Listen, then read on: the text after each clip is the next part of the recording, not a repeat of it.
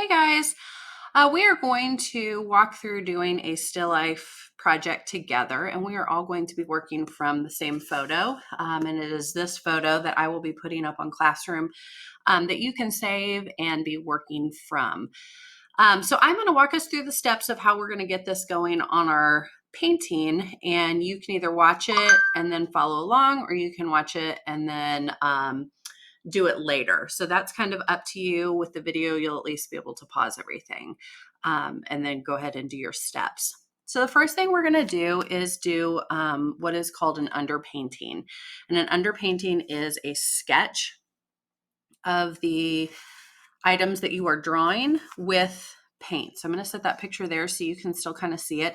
And I'm going to be doing my underpainting in yellow. And underpainting is almost always done using a very light color or a watered down color. And it helps you just get your composition on your page. So I'm going to start my first sketch with my oranges. And I'm doing the best that I can to get my composition as straight and as accurate on my paper as I can. Now I'm drawing these oranges. Actually, I want to draw this one a little bit more down here, and that line won't matter. But with acrylic paint, you can cover up different imperfections and things. And I'm using yellow, and it's such a light color that all of my other colors are going to cover that up. So there's a little bit of an orange that's peeking through on the bottom. There's also a flower, which I will get to later, but I think before, well, I may just kind of do like a little bit of a star shape that I'm going to end up adding more details to. But we have a leaf that's coming in and kind of covering up part of this orange over here. So all I'm doing is doing like a basic contour line drawing, which is like an outline of all the objects that I'm seeing. I can get real detailed and get into the background, but for today and for right now, we're going to be focusing mostly on the oranges. There is one more little leaf over here. If you're looking at the photograph, that you're going to be able to see this little guy is here, and then like another little guy in front of it. Obviously, there's more leaves up in here that I'm just going to kind of mark in and pay a lot more attention to later on. Sorry that my phone keeps dinging. There's also like these little white dots that are happening there. So everything that kind of interacts with those oranges, at least right now, I've kind of gotten in my under sketch. Okay. Next, I'm going to begin focusing on the actual orange. Now, if you were in my drawing classes, one of the things that we focus a lot on is squinting. So if you squint at this image, it should help you see that there are different parts. I'm going to point to it with the end of this paintbrush, that you should see a lighter yellow area that happens here. And then it looks like there's a little bit more red that happens in the outer edges. And now if you really squint, there we go. If you're really squinting, you're going to see a very dark part that happens underneath the shadow of this leaf, that leaf. Right down here, it's almost a very thin line that's happening. The same thing is happening over here. We're going to talk about how we get those colors to happen in just a minute. So to start off with, I have mixed on my paper plate palette that probably looks a lot like what you have going on here at your house. I did not have orange, so I had to use my red and my yellow and mix my orange paint color. And so I'm going to go ahead and try to go ahead and be getting in this lighter color. Now I actually feel like that's a little too bright. And so I can add both yellow, or I'm sorry, too dark. And I want to brighten it up. So I can add both yellow and white.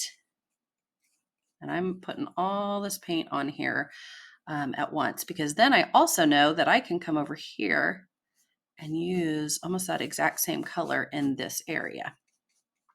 So I'm mixing it on my painting a little bit and trying to get it over here. Now I'm working quickly because, as we talked about at the beginning of the semester, we can't blend two colors if one of them is dry. Okay. If one of those colors is dry, I can't blend them. And to blend, I'm using very light brush strokes. And you shouldn't be able to see a line transition like you see right there. So if you have a line transition, you just kind of keep going over it very, very lightly. I think that was still pretty wet over here. And I'm able to get that orange in where I'm wanting. So again, very light brush strokes between your two areas of color to make a line disappear. Okay. And next, my picture disappeared. We're going to work on adding a little bit more red to our paint color to get that orangey red on the outside.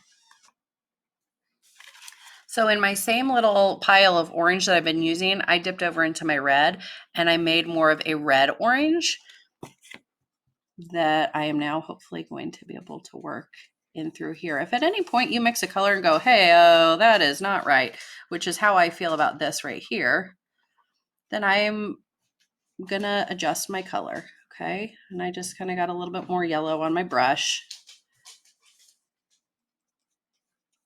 And I'm working towards the outer edges of my orange. As you can see, and I just had a little bit of a distraction, so I let some time happen before I was able to move on and all my paint dried. I can always go back, okay? And very lightly be using my brush between two colors so that it blends smoothly. Okay. Right now I have 1, 2, 3, and I want to adjust that. So I'm going to come back to this middle a little bit and I'm going to see if I can work all of this back out to the colors that I'm needing. I can add white and I can add yellow. So you're just going to play. This is a great practice time for you to feel comfortable with blending your paint. I think about half of our class joined us at different parts of the semester and lost the basics of what we learned at the beginning. So if that was you, this is again a great practice for you to be blending paint, blending your colors until you can get nice smooth values without lines in the middle. I just kind of wiped off some of that extra paint there. And I'm continuing in circular motions to bring that color out. Okay, I'm going to wipe off that dark color because I'm going to come back in, maybe kind of smooth that little part out right there, okay? But I think for right now, I'm going to leave the edges because we're going to come back and talk about that in a minute. I like how that orange is looking. So I'm going to come back to this one because all that color dried.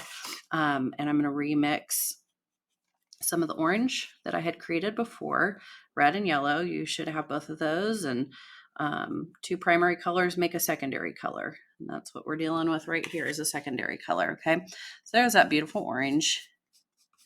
And I'm getting those edges just a little bit wet so that I can then come back and add a bit of red. Make a little bit more of a red orange, and I'm not going to have it be as intense as the last one because I don't want to get into that crazy situation again. Let me try that. There will be some separation between our oranges, but we're going to be doing that in a minute. So again, while my paint is wet, I'm blending those colors. And my center had dried out, so one more time, I'm going to get more of that light orange color and some of this white.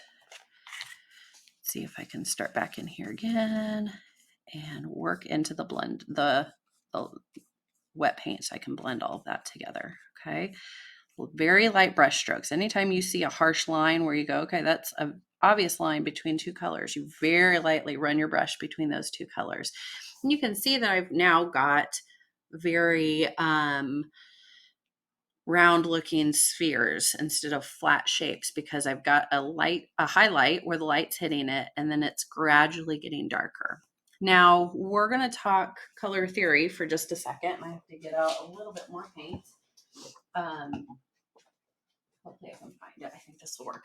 and we're going to talk about color theory. In your sketchbook, again, those of you who joined us later, move this out of the way for just a second. Those of you who joined us later missed out on our color wheel. Try not to get that in my paint, but we talked about color theory and complementary colors and what they do. So if you remember, I drew this cute little lemon in my sketchbook, and I talked about, it's going in and out of focus. I apologize. Let's see, here we go. Come on down, focus. Maybe it's getting there. Okay. The two colors that are opposite on the color wheel. So here's orange. If I go all the way across, then I'm at blue. Okay. Orange and blue are opposite on the color wheel, which means when you mix them together, they make each other dulled down. So in order to darken your orange, you're adding in a little bit of blue, in the same way that when I needed to darken my purple or my yellow, I added in a little bit of purple. And you can see, let's see if I can get this to focus for us just a little bit, how that works right there. So next to each other, they make each other very bright, but when you mix them together, they dull each other down. So that's what we're going to do with the orange and the blue to get that nice dark shadow on the edge of our oranges. So as you can see in our picture, underneath those shadows, it looks red.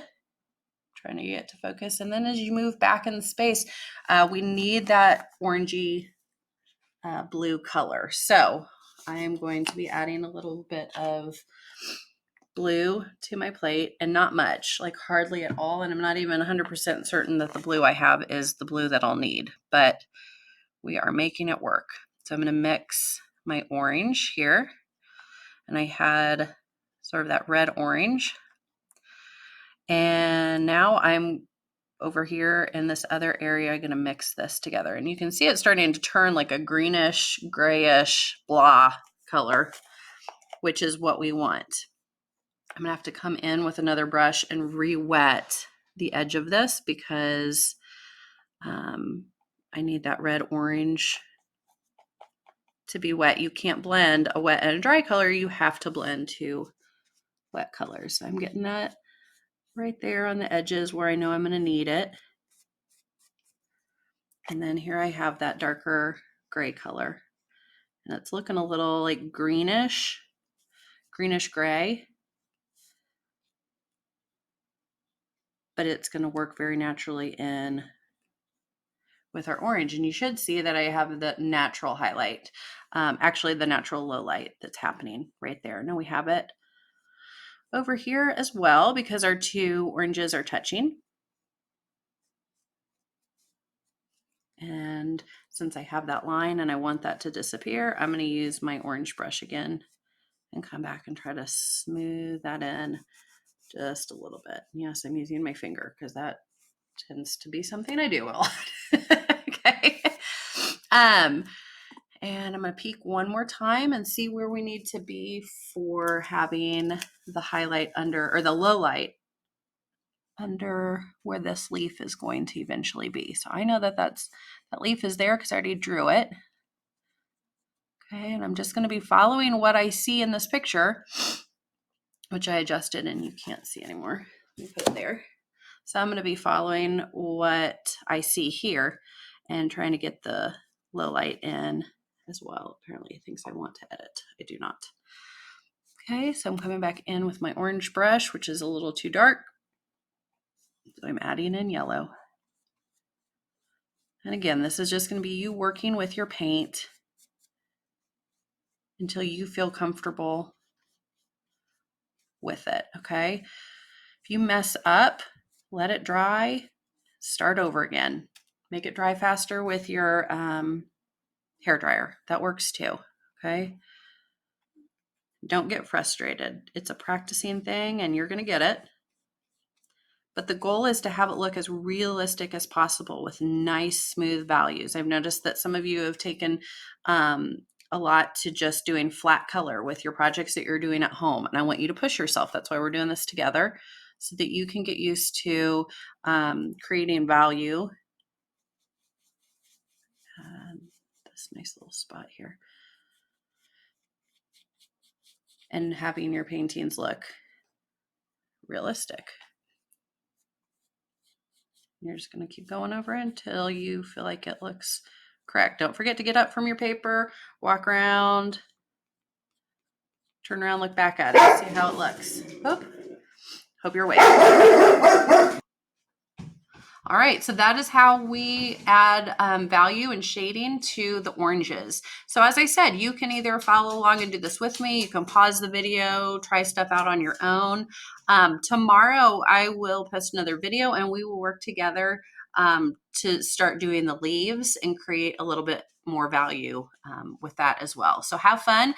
Post a picture of your progress after today so that you can get points.